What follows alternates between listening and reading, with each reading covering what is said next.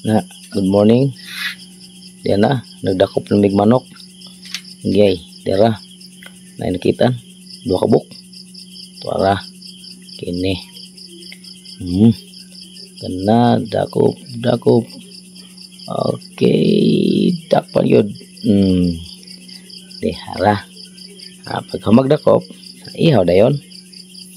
Nya, dira, ako na nang gilimpyuan guys. Ako nang gikuhaan sa laman loob. Kaman ani.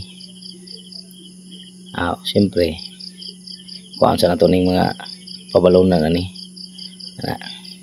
Siyempre pakita ang gwapo. Diba? Muna si Manokman. Manghihawig manok. Butang mga panakot. Unang ibutang na to diha. Nabutang na usa ka manok. Ato na nang ibutang ag asin. Sa ilaw mga lamas. Karon ang last na to yung butang kaning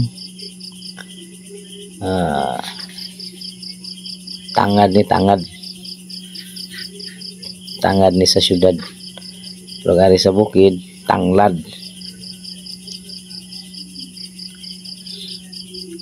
Padayon lang ituhog na. Padong na ni siya ituyok. Muna ang una nga manok nga to ang nabutangan og panakot, ang butangag lamas.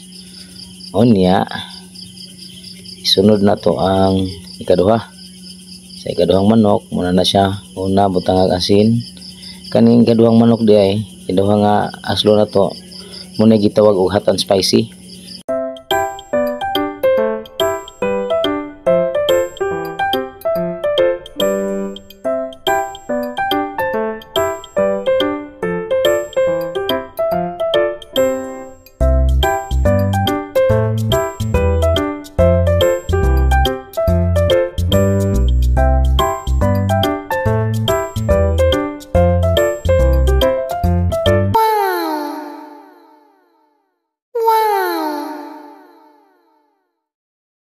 Muna ni ang exciting part.